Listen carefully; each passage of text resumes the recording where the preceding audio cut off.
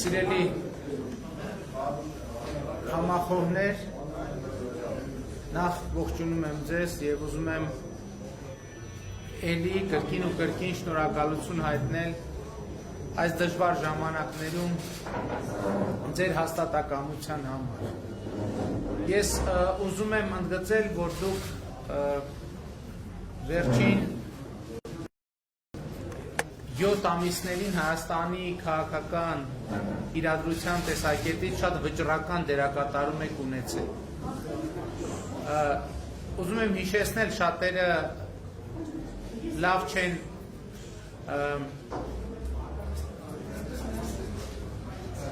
կարողանում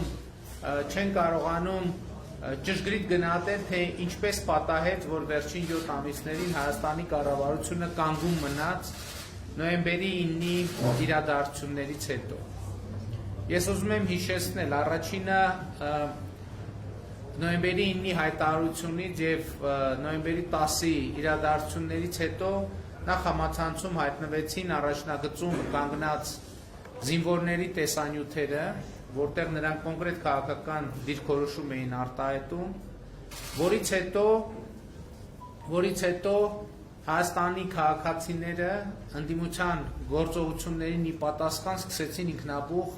հայտարարություններ անել լրատվամիջոցների հետ զրույցներում։ Եվ ես ուզում եմ հիշեցնել, որ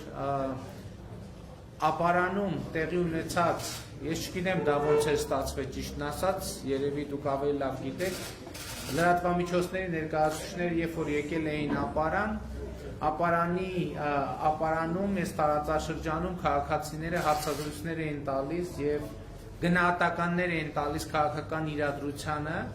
եւ շատ հետաքրքիր էր, որ հենց այդ գնահատականները շատ կոնկրետ ազդեցություն ունեցան մեր քաղաքական գործընթացների վրա։ Եվ ուզում եմ ասել, որ այդ դրվագները նաեւ հեղափոխության հաղթանակի շատ կոնկրետ վկայություն էին, որովհետեւ սա այն դեպքն էր, երբ քաղաքացու դիրքորոշումը շատ ավելի բան էր որոշում, քան քաղաքական էլիտայի դիրքորոշումը։ Եվ ես հույս ունեմ, որ առաջիկա ընտրություններին Հայաստանի Հանրապետության քաղաքացին իր իշխանությունը կվերահաստատի։ Հունիսի 20-ին Հայաստանի Հանրապետության քաղաքացին պետք է հաղթի։ Եվ չափազանցած չեմ լինի ասել, որ այդ հաղթանակի նախ հաղթանակը բոլոր դեպքերում է տեղի ունենալու, որովհետև Հայաստանի Հանրապետության քաղաքացու քվեն ամեն մի քվեն տեղ է հասնելու։ Ես կարծում եմ ոչ մեկ որևէ կասկած չունի, որ Հայաստանի այսօրվա իշխանությունը, ինչպես ընդդիմադիրներն են ասում, չունի ընտրակեղծարարի բարոյական նկարագիր։ Եվ իդեպ ես ասեմ, որ այս ընտրությունները շատ լավ առիթ են, որպեսզի Հայաստանի Հանրապետության քաղաքացին քաղաքացիական վրեժ լուծի 96 թվից հետո տեղի ունեցած բոլոր կեղծված ընտրությունների համար, որովհետև այդ ընտրություններում քաղաքացու ձայնը խլվել է եւ այդ քաղաքացու ձայնը խլած բոլոր գործող անձինք ըստ էության մասնակցում են այս ընտրությունների։ Եվ ընդհակառակը քաղաքացին պետք է վերահաստատի իր իշխանությունը եւ այդ իշխանությունը վերահաստատելու համար անհրաժեշտ է, շատերը հարցնում են ոնց անենք, որ ընտրություններից հետո հայտնվենք կայուն իրավիճակում։ Դրա համար անհրաժեշտ է, որ քաղաքացիական պայմանագիր կուսակցությունը ստանա ընտրողների ձայների 60%-ը։ Եվ ես հույս ունեմ, որ Հայաստանի Հանրապետության քաղաքացին կկայացնի այդ որոշումը։ Իհարկե կամքը նրանն է, ընտրության ազատությունը երաշխավորված է եւ քաղաքացին իրոք պետք է կատարի ընտրություն։ Սա շատ բարդ ընտրություն է եւ սա ըստ էության պիտի գնահատական լինի նաեւ երրորդ հանրապետության ողջ պատմությանը, որովհետեւ ըստ էության երրորդ հանրապետության բոլոր ղեկավարները մասնակցում են այսօրվա ընտրություններին։ Ուղղակի երեքը ուղղակի, մեկը անուղղակի։ Ես ուզում եմ ձեր ուշադրությունը հրավիրել եւս մի փաստի վրա։ Արդեն մի քանի օր ես Ղարաբաղի հարցի հակամարտության պատմության վերաբերյալ տալիս եմ գնահատականներ եւ հրապարակում եմ փաստեր։ Եվ ուշադրություն դարձրեք, որ առայժմ որևէ բովանդակային հակադարձում դրան չի եղել։ Որովհետեւ շատ կարեւոր է հասկանալ, երբ որ ինչ որ մի պրոբլեմ հասնում է պիկին, ասենք ինչ որ մի հիվանդություն հասնում է այն կետին, որ արդեն հնարավոր չէ նրա գոյությունը շղթել, դա մի օրում չի տեղի ունենում։ Դա տեղի է ունենում որոշակի ժամանակահատվածում։ Եվ ես ուզում եմ ընդգծել, որ այո, շատ կարևոր է ընդհանրապես այդ բանակցային փաթեթները Ղարաբաղի հարցի իրանք ընդամենը մի քանի էջ են։ Այնպես չի, որ ծավալուն հատորներ կան։ Բայց այդ մի քանի էջերի եւ այդ պատմության մեջ այնքան նրբություններ կան, որ շատ կարեւոր է, որ քաղաքացին այդ նրբությունները արձանագրի։ Եվ ես ակնկալում եմ, որ Հայաստանի բոլոր նախկին ղեկավարները պետք է արձագանքեն դրան։ Եվ ես հույս ունեմ, ոչ թե հույս ունեմ, ընտրությունների նախորդ օրը տեղի է ունենալու բանավեճ։ Եվ եթե միջև այդ բանավեճը նույնիսկ չպատասխանեն, այդ բանավեճի ժամանակ նրանք ստիպված են լինելու պատասխանել այդ հարցադրումներին։ Այո, ես եւ Ռոբերտ Քոչարյանին եւ Լևոն Տեր-Պետրոսյանին սպասում եմ հունիսի 18-ին կայանալիք ուղիղ եթերում բանավեճի։ Եվ այդ բանավեճի ժամանակ ամենալավը կերևա, որովհետեւ շատ հեշտ է փակ դահլիճներում խոսել, տղամարդլամիշ լինել, կգաք դեմ դիմաց կկանգնենք եւ կխոսենք։ Եվ բացատրություն կտակ, թե 97 թվին, 98 թվին, այո, Ռոբերտ Քոչարյան պետքա բացատրություն տա 98 թվին, 97-98 թվականին Ղարաբաղը ինչի է բանակցային գործընթացից դուրս թողել։ Ու այստեղից սկսվել է ժողովուրդ, ես այս նրբությունները, ես շատ եմ մեկ նրբությունները իհայտ վերում, շատ կարևոր է, որ դուք ըմբռնեք։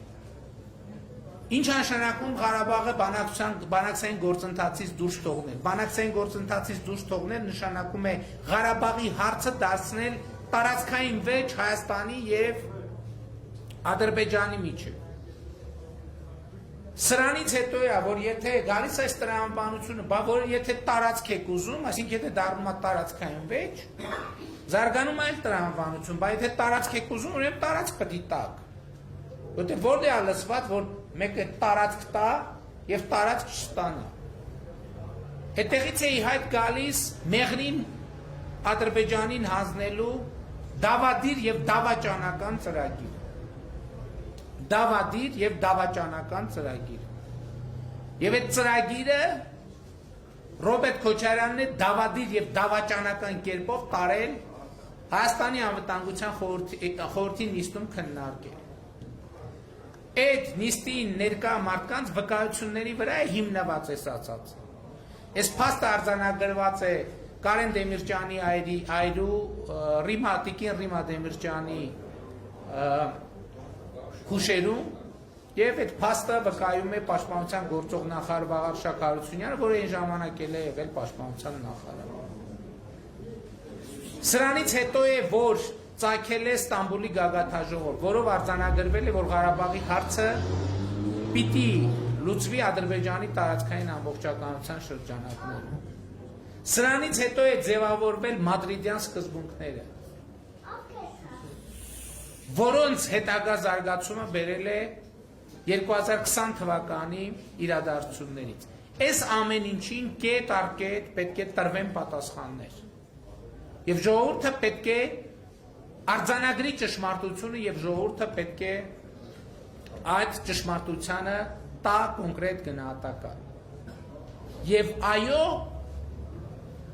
ամենեմին պատահական չէ։ Որևէ, հիմա կարծում եմ որևէ մեկի համար գաղտնիք չի, որ նաև Ադրբեջանի վերջին շրջանի գործողություններ նպատակ ունեն ազդել նաև Հայաստանի ընտրական պրոցեսների վրա։ Այսինքն Ադրբեջանը իր սադրիչ գործողություններով փորձում է այնպես անել, որ ընտրությունները ունենան որոշակի կոնկրետ արդյունք։ Հիմա նրանք այս ընթացքում անդադար ասում էին, թե Հայաստանի կառավարության եւ Ադրբեջանի կառավարության միջև թաքուն գաղտնի պայմանավորվածություններ կան։ Եթե թաքուն գաղտնի պայմանավորվածություն լինեին, ընդհակառակը ամեն ինչ կարվեր, որ նախընտրական այս շրջանը լիներ հանդարտ, հանգիստ, որպեսզի հետագայում այդ պայմանավորվածությունները կյանքի կոչվեին։ Բայց տեղի է ունենում հակառակը։ Ամեն ինչ արվում է գործող կառավարությանը ընտրությունների ընթացքում խանգարելու համար։ Հետևաբար սա ինքնին հերքում է, որ կարող է լինել որևէ դավադրություն ժողովրդի թիկունքում գործող կառավարության կողմից եւ ամրապնդում է, որ այն վարկածը, որ եթե կա ինչ-որ կուլիսային պայմանավորվածություն, այդ կուլիսային պայմանավորվածության հայաստանյան սուբյեկտը ամենևին էլ գործող կառավարությունը չէ։ Եվ դա կարող է լինել, եթե այդպիսի հնարավորություն կա, կարող են լինել այն սուբյեկտները, ովքեր Ղարաբաղը դուրս են թողել բանակցային գործընթացից, ովքեր Մեղրիի փոխանակման հարց են բերել հայաստանյան քաղաքական օրակարգ, եւ ովքեր 1999 թվականի Եվրոպայում անվտանգության Ստամբուլյան խարտիայով ըստ էության ամրագրել են Ադրբեջանի տարածքային ամբողջականությամբ Լեռնային Ղարաբաղի հարցը լուծելու բանաձևը։ Հաջորդ խնդիրը մեր սահմանային անվտանգության վերաբերյալ։ Մենք ասել ենք, որ մեզ համար իհարկե Ռուսաստանի Դաշնության մեր ռազմավարական գործընկերոջ առաջարկները սահմանային իրադրության հանգուցալուծման վերաբերյալ ընդունելի են եւ այդ մասին նաեւ երեք փոխվարչապետ մեր Գրիգորյանը հարցազրույց է տվել։ Մենք կարծում ենք, որ այդ առաջարկները ընդունելի են եւ կոնկրետ առաջարկներ ենք տվել ինչպես գործնականում իրականացնել այդ առաջարկությունները։ Մեզ համար ընդունելի են նաեւ ԵԱԿ Մինսկի խմբի համանախագահության առաջարկները,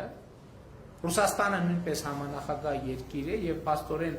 այդ առաջարկությունների վերաբերյալ կա կոնսենսուս, հարցը վերաբերվում է նրան, որ մենք առաջարկում ենք կամ ԵԱԿ Մինսկի խմբի համանախագահները առաջարկում են, որ եւ Հայաստանի եւ Ադրբեջանի զորքերը հայելային սահմանային գծից դուրս բերվեն եւ բերվեն մշտական տեղակայման վայրեր, որպեսզի արդեն որից հետո միջազգային հովանու ներքո սկսվի Հայաստանի սահմանների սահմանագծման աշխատանքը։ Ժողովուրդ ջան, սահմանների սահմանագծման պրոցեսի նկատմամբ ուզում են վախ ներշնչել մեր հանրությանը։ Ամենևին կարիք չկա դրանից վախենալ, որովհետև դա անկախ պետության համար անխուսափելի պրոցես է։ Ցանկացած անկախ պետություն ինչ որ պահի պետքա գա եւ հանգի սահմանագծման եւ սահմանազատման աշխատանքների։ Եվ այո, ես սահմանագծումը եւ սահմանազատումը համեմատում եմ Պարիսպի հետ։ Դա պետության մեր ամրոցի շուրջ Պարիսպ կառուցելու գործընթացին է նմանվում եւ ավելի ճիշտ համարժեքն է 21-րդ դարում այդ գործընթացի։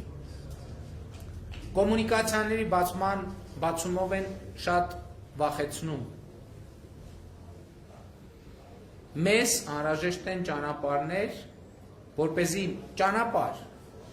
ուղղակի ճանապարհ։ Հիմա օրինակ ասենք մեր ճանապարհը Իրանից դեպի Վրաստան բաց է եւ աշխատում է։ Այդ ճանապարհով ինչքան շատ բեռնատար է գալիս, այնքան ավելի շատ եկամուտներ է ունենում Հայաստանի Հանրապետությունը։ Սկսած ապարանից, ինչքան շատ մեքենա է անցնում, այնքան ավելի տնտեսական ակտիվությունը աշխուժանում է։ Այդ մեքենան նշանակում է բենզակայանից բենզին։ Այդ մեքենան նշանակում է խանութից առևտուր։ Այդ մեքենան նշանակում է հյուրատան հաճախորդ։ Այդ մեքենան նշանակում է ռեստորանի ճաշարանի հաճախով։ Այդ մեքենան նշանակում է աշխատատեղ, ավտոմեքենայի սպասարկման կետ։ Այո, խնդիր է արդյոք, որ օրինակ այդ ճանապարհներով անցնեն այլազգիներ եւ օրինակ ադրբեջանցիներ։ Դուք գիտեք, որ Իրանի Իսլամական Հանրապետության հյուսիսում եւ Վրաստանի հայ-վրացական սահմանին ապրում են ադրբեջանցիներ։ Եվ այսօր էլ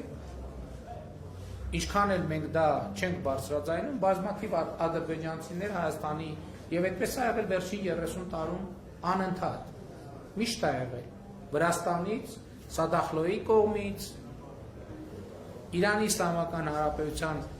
հյուսիսից, այսինքն դա կա, դա տեղի է ունենում, բայց այսօրվա մեր գործընթացում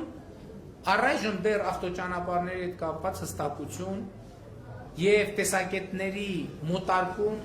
անգամ չկա։ Դա ապագայի հարց է։ Առաջին փուլում մենք կարևորում ենք երկաթուղիները։ Եվ խոսքը խորհրդային միության ժամանակ գոյություն ունեցած երկաթուղիները վերաբացելու մասին է, վերաբացելու մասին։ Ընդ որում, այդ երկաթուղիները, երկաթուղին հունիսի 11 ներողություն, հունվարի 11-ի մեր հայտարարության մեջ նշված է, թե ինչպես պետք է այդ հաղորդակցությունը տեղի ունենա։ Այսինքն այսօր ինչպես միջազգային տրանսպորտային շարժն է տեղի ունենում, այդ տրանսպորտային շարժին համապատասխան կանոններով ԱՊՀ վավերացված համաձայնագրերի շրջանակներում պետք է կազմակերպվի այդ գործը։ Այստեղ մի նրբություն կա, ասենք ինչպես մի նրբություն կա, որ եւ Հայաստանը եւ Ադրբեջանը ԱՊՀ մի շարք համաձայնագրերում ունեն հատուկ կարծիքներ, վերապահումներ եւ կա տարբերակ, որ այդ վերապահումները ուղղակի հետ կանչվեն, եթե համաձայնություն կայանա, որպեսզի միջազգային ԱՊՀ կանոններով բեռնափոխադրումներ տեղի ունենան։ Հաջորդ խնդիրը գերիների վերադարձի խնդիրն է։ Դուք տեսնում եք, որ գիտեք, վերջին շատ երկար տարիներում առաջին անգամ մենք ունենք պատշաճ միջազգային արձագանք մեր սահմանային իրադրության եւ գերիների հարցի հետ կապված։ Այսօր միջազգային հանրությունը ըստ էության հստակ արձանագրել է գերիների վերադարձի անհրաժեշտությունը եւ դա ամենալայն միջազգային արձագանք է ստացել եւ ես համարում եմ, որ գերիների վերադարձի հարցը ժամանակի հարց է։ Գերիների հարցն են օգտագործում Հայաստանի ներքաղաքական սրացումներ ապահովելու համար։ Դա օգտագործում են մեր ներսում բախումներ հրահրելու համար եւ փառք Աստծո, որ մենք դա հասկանում ենք,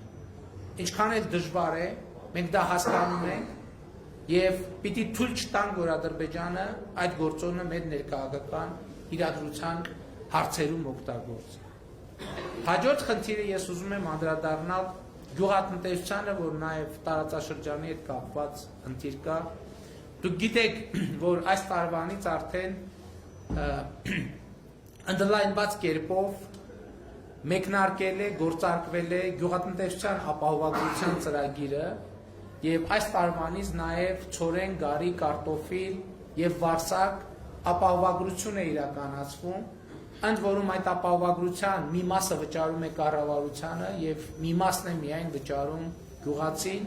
եւ գիտեք ինչ, այս ապահովագրությունը շատ կարեւոր է եւ ես ուզում եմ ձեր ուշադրությունը հրավիրել գործում չեմ ասում ապահովագրությունը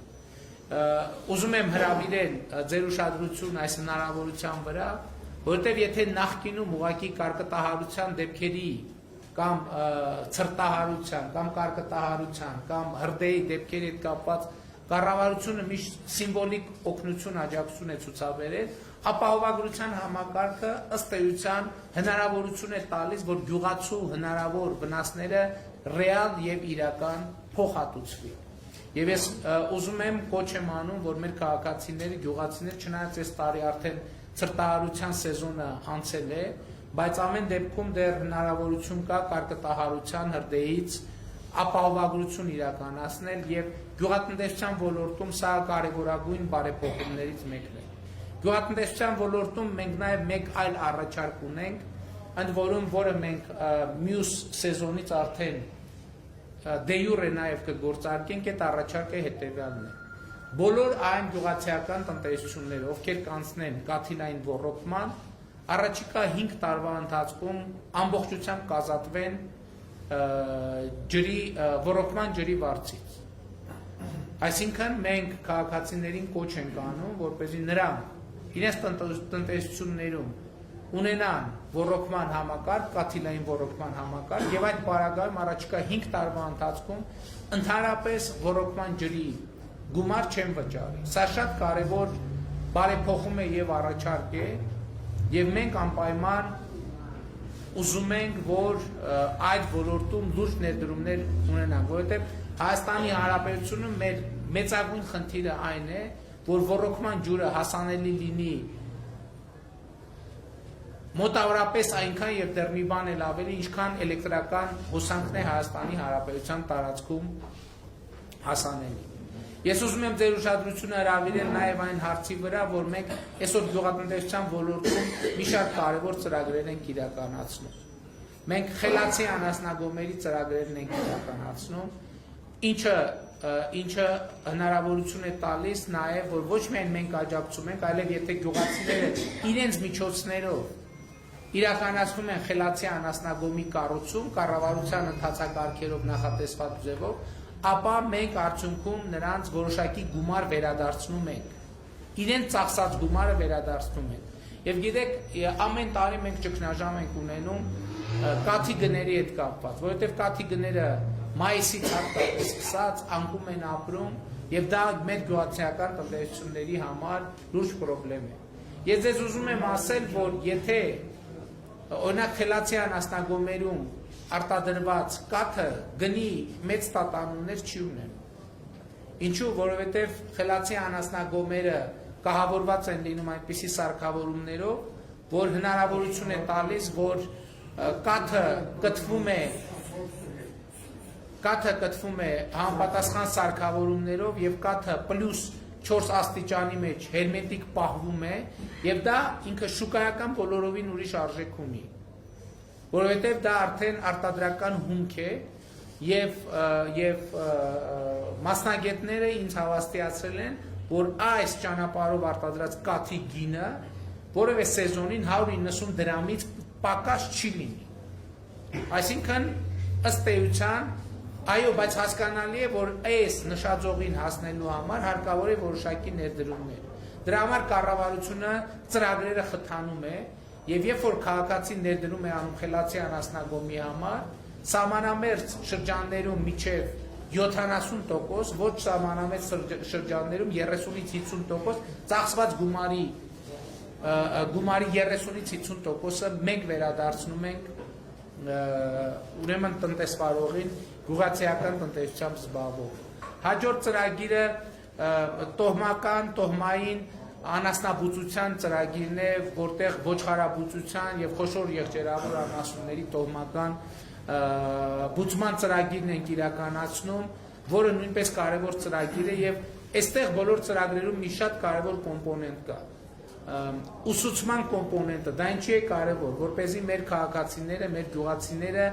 տեղեկանան այն նոր տեխնոլոգիաների մասին, որոնք ժամանակակից աշխարհում գոյություն ունեն։ Իհարկե ավանդական անասնապահությունը շատ կարևոր է, բայց այդ գիտելիքի վրա պետք է միշտ ավելացնել, որովհետև աշխարհը փոխվում է, գյուղատնտեսությունը փոխվում է, անասնապահությունը փոխվում է։ Եվ ահա այս ծրագրերով մենք ինչ ենք մտածում։ Մենք մտածում ենք, որ պետք է կարողանանք այնպիսի զարգացման տեմպ ապահովել, որ գյուղատնտեսությամբ զբաղվելը չլինի չարչարանք։ Ցավոք սրտի այսօր մեր խնդիրն ինչ է, գյուղատնտեսությամբ զբաղվելը չարչարանքը շատ փոքր արդյունքով։ Մենք ուզում ենք, որ գյուղատնտեսությամբ զբաղվելը չլինի չարչարանք։ Եվ աշխարհը ըստ էության այսօր արդեն այդ հնարավորությունները ստեղծել է։ Մեր գյուղացին կամ ցրտահարությունից է տուժում, կամ կարկուտից է տուժում, կամ բերքի պակասից է տուժում, կամ բերքի ավելցուկից է տուժում։ Այսինքն բերքը քիչ է, մենք բան ենք անում, նեղվում ենք, որ բերք չկա։ Բերքը շատ է, այդ բերքի գինը այնքան ընկնում է, որ ժողովուրդը ասում է, այս ինչ եղավ, այնքան բերք կա, ջրի գինա դարել բերքը, բա այս ինչ եղավ։ Այսինքն հասկանում եք, մենք մի ցիկլի մեջ ենք, որ բոլոր տարբերակներում լավ չի մեզ համար։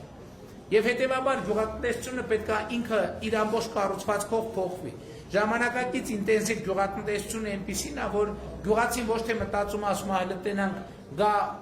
սեպտեմբերը, հոկտեմբերը տենանք ինչքան բերք է ալնում, այլ պլանավորում է ինչքան բերք ինքը պետք է ստանա։ Ճշգրիտ պլանավորում է թե ինքը ինչքան բերք պիտի ստանա։ Ինտենսիվ այգիները կարկուտի, ցրտահարության հետ կապված որևէ խնդիր չունի։ Եվ ես ուրիշ բան եմ ուզում ասել։ Ինտենսիվ գյուղատնտեսության մեջ այսօր աշխատող գյուղատնտեսները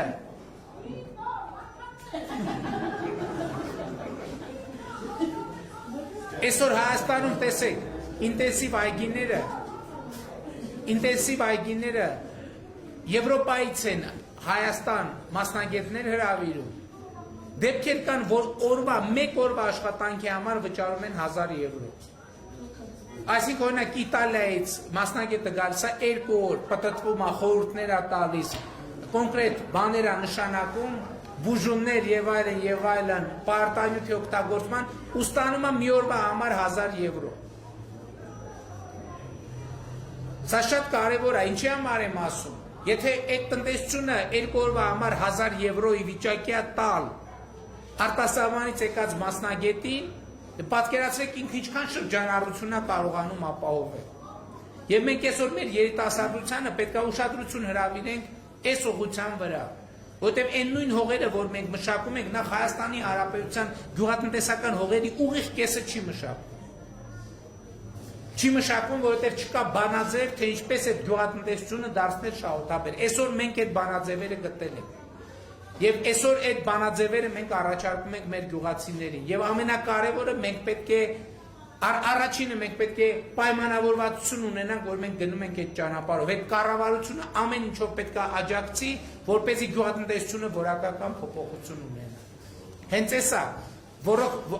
ոռոգման ջրից սկսած։ Բայց այս արձանագրումը շատ կարևոր է, որ տեսեք մենք ոռոգման Ժողովուրդ այսօր Հայաստանում գիտեք ինչ պրոբլեմ կա գյուղատնտեսության մեջ։ Գիտեք կան գերնորմատիվային հողեր եւ այդպես շարունակ։ Այսօր Հայաստանի Հանրապետությունում բազմաթիվ տեղեր կան, որ մենք գիտեք, որ պետությունը ոռոգման ջրի գնի մի մասը սուբսիդավորում է։ Ըստ էության գյուղացին այսօր 11 դրամով են իբր հաշվում։ Ինչ եմ ասում իբր, որովհետեւ ոչ միտեղ լիտրով չի հաշվում։ Հաշվում է տարածքով։ Որից 11 դրամ էլ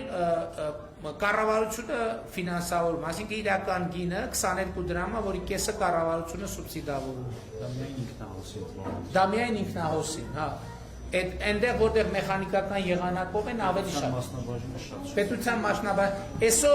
Այսօր մեր գյուղատնտեսության ֆունդամենտալ խնդիրներից մեկն է սա։ Մենք հողատարածքներ ունենք, որ 1 միլիոն դրամի ջուր ենք օգտագործում, որպեսզի 300,000 դրամի պամիդոր աճացնենք։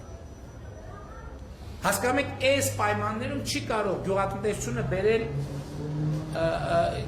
բերել մարդկանց հարստացման։ Մենք եթե 1 միլիոն դրամի ջուր ենք օգտագործում, ուրեմն առնվազն պետք է այդտեղ աճեցնենք 5-6 միլիոն դրամի ապրանք։ Դա նշանակում է այդտեղում պամիդոր պետք է չլինի, այլ պետք է լինի ինչ-որ ուրիշ բանի այգի։ Բարձրարժեք ինչ-որ բան։ Ես ձեզ մի այսպիսի զգայուն թեմա էլ կա, մենք Հայաստանի Հանրապետությունում սկսում ենք արտադրական կանեփի արտադրությունը։ Այս շատ կարևոր ծրագիր է, որովհետև այո, այն տարածքներում,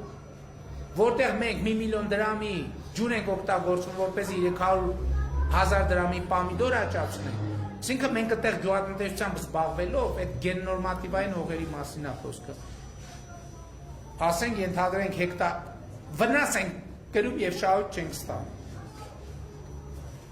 Եվ մենք արտադրական կանեփի արտադրությունն ենք սկսում Հայաստանի Հանրապետությունում, որպեսզի մի քառակուսի մետր հողի վրա աճեցված արտադրանքը իր գնի մեջ 5, 6, 7, 8, 9, 10 անգամ ավելի շատ լինի։ Հիմա ես ուզում եմ անդրադառնամ ընտրություններին։ Ժողովուրդ ջան, այս ընտրություններում որոշվում է Հայաստանի ապագա ճակատագիրը։ Շատ դժվար է բոլորիս, շատ դժվար է բոլորիս։ Մենք շատ լուրջ հարցեր ունենք լուծելու։ Բազմաթիվ հարցեր են կուտակվել, որը պետք է լուծվի։ Մենք շատ լուրջ մարտահրավերներ ունենք։ Այդ մարտահրավերներից առաջինը անվտանգությունն է, բանակն է, զինված ուժերն է։ Իմիջայլոց ես ուզում եմ զինված ուժերի մասին խոսել։ Այդ զինված ուժերի բազմաթիվ խնդիրների մասին ես խոսել եմ։ Երկար տարիներ մեր բանակը եւ զինված ուժերը քաղաքականացված է եղել եւ քաղաքականության մեջ ներգրավված է եղել եւ դա դարձել է զինված ուժերի ամենամեծ խնդիրներից մեկը։ Եվ ցավոք սրտի միջև բոլորովին վերջերս մարդիկ կային, որ զինված ուժերը փորձում են քաղաքական գործընթացների մեջ ներառել։ Բանակը ինչ գործ ունի քաղաքականության մեջ։ Եվ ես այսօր հստակ ասում եմ, որ բանակը ընդհանրապես քաղաքականության հետ որևէ գործ պիտի չունենա։ Սպան քաղաքականացված եղավ, դա ամենամեծ խնդիրն է երկրի համար։ Եվ մենք այսօր կանգնած ենք նաև զինված ուժերի բարեփոխումների լրջագույն մարտահրավերի առաջ։ Այսօր այս ընտրությունները պետքա ցույց տան, որ արտաքին են ուժը, որ ուզում է Հայաստանի քաղաքացուն ընտրություն պարտադրի, ըստ էության ինչ է նշանակում այս ամեն ինչը։ Այս ամեն ինչը նշանակում է, որ Ադրբեջանը ըստ էության Հայաստանի քաղաքացիներին ուզում է պարտադրի որոշակի ընտրություն։ Այսինքն քաղաքացիներին ուղղորդում է, թե ում ընտրել եւ ում չընտրել։ Եվ այստեղ Հայաստանի քաղաքացին պետքա իր դիմադրողականությունը ցույց տա։ Մենք բոլորս պետքա կանգնենք եւ հստակ արձանագրենք, որ Հայաստանի Հանրապետությունում կա ապագա։ Ու այդ ապագան առաջին հերթին ժողովուրդն է, որը կանգնած է իր հողի վրա եւ ամուր կպած է իր հողին։ Այս վերջին սոցիոլոգիական հարցումներում մի հատ շատ կարևոր բան կար, 70%-ը քաղաքացիների ասել էր չի էլ մտածում, չի էլ մտածել Հայաստանից այլ երկիր տեղափոխվելու ուղղությամբ։ Այդ 70% այդ քաղաքացիների, այս հողին կպած քաղաքացիները ես հույս ունեմ, որ գնալու են հունիսի 20-ին ընտրական տեղամաս եւ քվեարկելու են քաղաքացիական պայմանագիր կուսակցության օգտին, որովհետեւ մենք այս ճանապարհը իրարից սկսել ենք, մենք ճանապարհից ետ դառնալ չկա։ Մենք Հայաստանը պիտի հասցնենք դեպի ազատ եւ երջանիկ ապագա։ Մենք իրար հետ պիտի կանգնենք, ասենք Հայաստանում ապագա կա ապագա, էսա լինելու քվեարկությունը, սրա մասին է լինելու քվեարկությունը։ Եվ այսօր գիտեմ դուք մեզ շատ քննադատում եք նրա համար, ասում եք սրան ինչի չդատեցիք, նրան ինչի չդատեցիք, նրան ինչի չդատեցիք։ Ճիշտ եք ասում։ Դրա համար կան օբյեկտիվ եւ սուբյեկտիվ պատճառներ, բայց ես ուզում եմ մի բան ասեմ։ Նրանց ում մենք չենք դատել։ Դուք համարում եք, որ պետք է դատեք, դուք ինքներդ կարող եք դատել 2021 թվականի հունիսի 20-ին։ Գնալով ընտրական տեղամաս եւ ձայն չտալով նրանց։ Եվ մեր մանդատը, որ մենք ստացել ենք 2019 թվականին, մեր մանդատը այս պատերազմի եւ պարտության հետևանքով այո թույլացել է ժողովուրդ։ Եվ մենք ուզում ենք, որ դուք այդ մանդատը ուժեղացնեք։ Եվ եթե ձեր ցանկությունը վերջ թավիշինն է, գնացեք եւ տվեք այդ լիազորությունը մեզ եւ մենք այո կանենք վերջ թավիշին։ Մենք խոստացել ենք ամիսներ առաջ, բայց չենք կարեցի անենք։ Ինչու, որովհետեւ մենք այս պատերազմի արդյունքում թուլացել ենք։ Որովհետեւ կասկածի տակ են դնում ժողովուրդը ի վերջո մեր հետ է, թե ժողովուրդը մեզ հետ չի։ Մենք միասնական ենք, թե միասնական չենք։ Հունիսի 20-ին եկեք գնանք ընտրական տեղամասեր եւ մենք ասենք, որ ժողովուրդը, կառավարությունը միասնական է եւ մենք հաստատուն քայլերով գնալու ենք դեպի ազատ եւ երջանիկ ապագա։ Մենք ասելու ենք ապագա կա ապագա։ Շնորհակալ եմ բոլորիցդ, սիրում եմ բոլորիդ, խոնարհվում եմ բոլորիդ։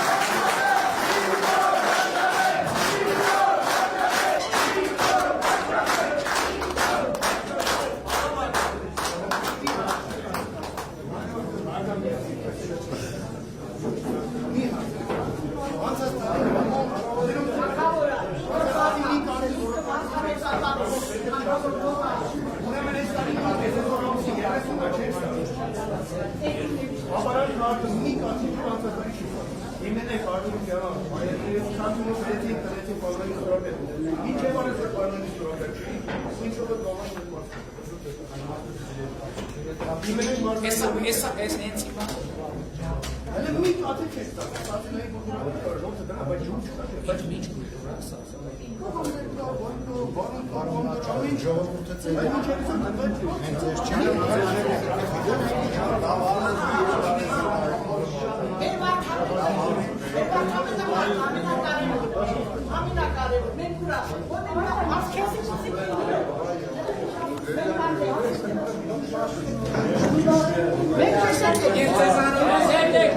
Duchov, opet, Duchov.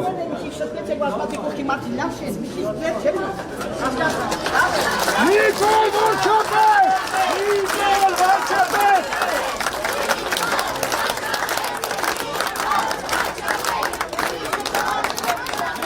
Nikol!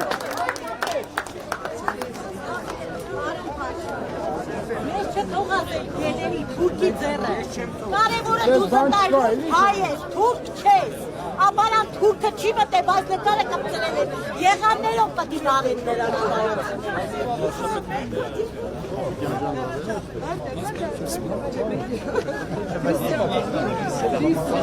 Ուր ես բա? Ուտավա դուշա բա։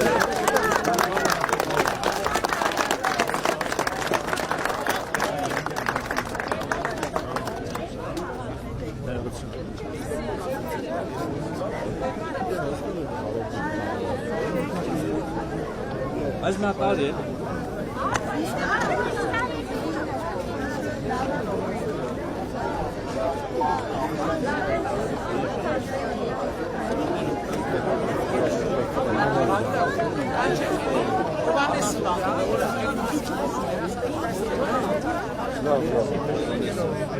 Ինչերի մասին որ։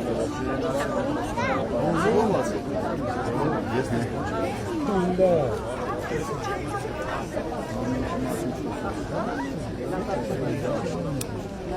Ովանես։ Ովոյն ասեկա, հա։ Ովոյն, տոկարի։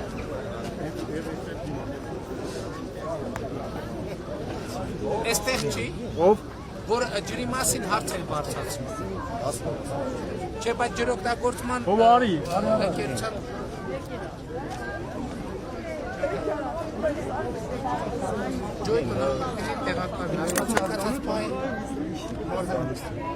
Ցանկացած պահի կարող ջուրը տա։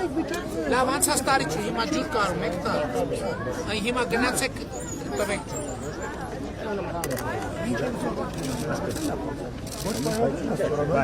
Եղբայր ասում է ջուրը տալ, ցանկացած պահի կարան տա։ Գնացեք դուծեք տա։ Դուխով վախենա։